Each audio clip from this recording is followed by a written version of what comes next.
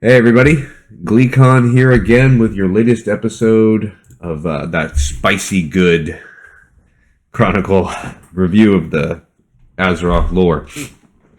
Alright, we're continuing our journey through the second chapter of the first Chronicle. In our last episode, it was a doozy. I talked quite a lot of really cool things happened, but the long and short of it is that the Titans came in and rescued Azeroth from the old gods. They ripped and killed some Titans apart. They started dividing the world up, and some cool people like Ra and Odin came and they imprisoned. Always great. You know there's no foreshadowing there. Always a great idea to, instead of eradicating the bad guys, just imprison them. Nothing bad will happen. Alright, so we are in a good place for now, and we're going to start with the ordering of Azeroth. With the twin forges embedded in Azeroth, the Keepers moved to reshape the surface of the world. To this end, they called on the new generation of servants wrought from the Forge of Wills. Each of these loyal and mighty Titan forged would play a different role in ordering and protecting the world. The craggy, kind-hearted Earthen would specialize in crafting mountains and carving out the deep places of the world. The clockwork mechanomes, designed by Keeper Mimiron, would help build and maintain the Keeper's extraordinary machineries.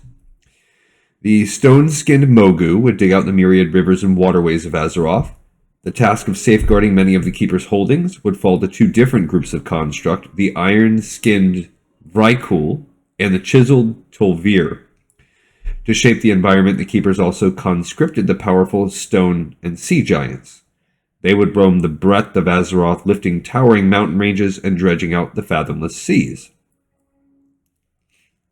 As the Titan Forge began shaping Azeroth, Keeper Freya set out to populate the world with organic life. To do so, she crafted the Emerald Dream, a vast and ever-shifting dimension of spirits and nature magic. This ethereal plane acted as a mirror image of Azeroth, helping regulate the evolutionary path of the world's flora and fauna.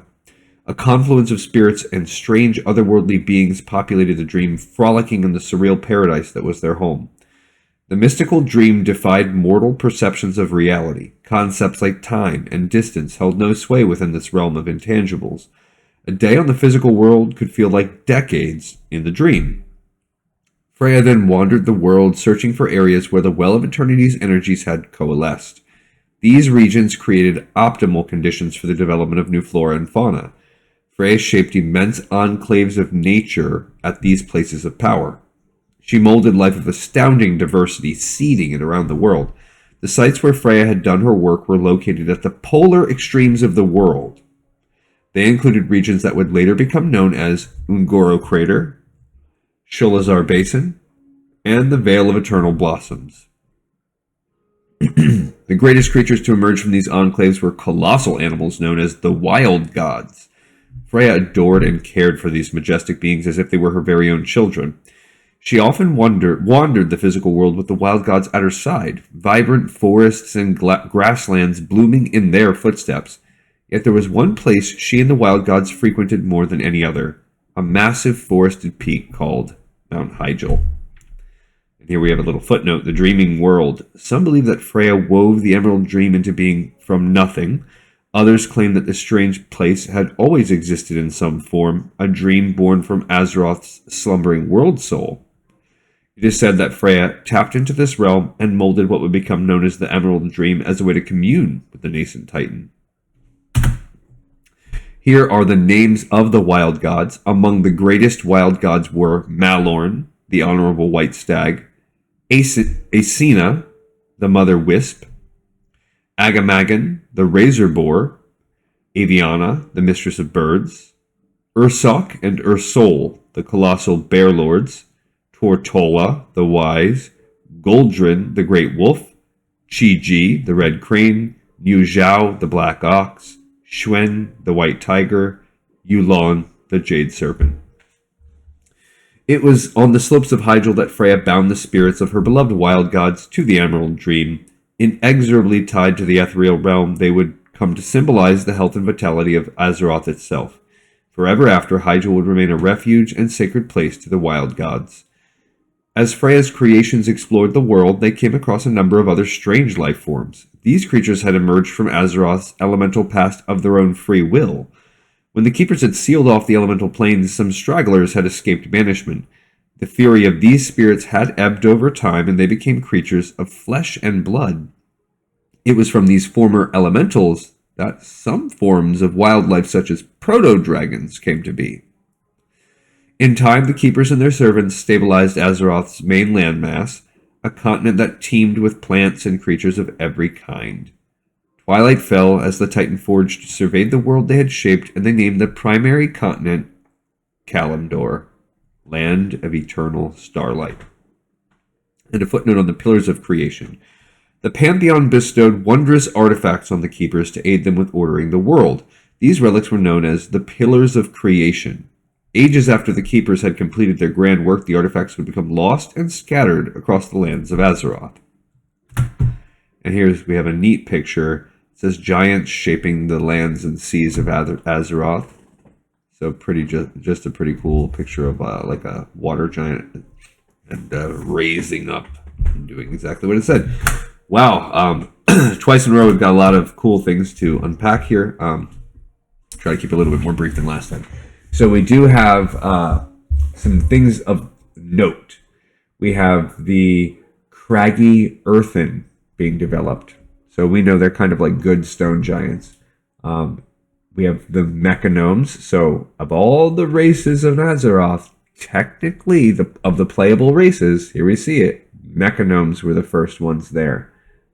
Also pretty interesting. Mogu, which we've talked about in the last episode. So now they were kind of good here, and they were more of a water type. And the defense types were the Vrykul, again. So we have yet another race. Another one I think would be really awesome if we could have as a playable race. But the Vrykul are now right up there with the mechanomes. And the Tol'vir, talked about them last time. So the Tol'vir and Vrykul were like the warriors, the defenders. And we have these giants, which we already talked about last time. We also have Freya coming out. In our first episode, we talked about the Emerald Dream. And what's interesting is that they call this another ethereal plane. So I don't know what they're calling that, because they also have described what's it called? The wherever the Void Lords or the demons are from. I mean, the sort of ethereal plane. The neutral, the pure evil is where the old ones are from, but then there's like this ethereal plane. So here's another ethereal plane, but I do like this idea where they say, hey, it's actually just the dream of the Titan itself. I think that's way cooler than just calling it another ethereal plane that Freya made. I like it that she has shaped and tapped into the dream of the Titan spirit of Azeroth. I think that's a cool idea. I'm going to choose to believe of those if I have a choice. We also see Freya, and what we've seen anybody that's played the game a decent amount, that she's deeply involved in Ungoro Crater, and there are similarities between that and Sholazar Basin, and the Vale of Eternal Blossoms is also quite lush. So, yeah, we'll have to see how that ties into the other two. I've never made the connection between Ungoro Crater and Sholazar Basin, and being the same thing as the Vale of Eternal Blossoms, but it kind of makes sense. They're all sort of these valleys.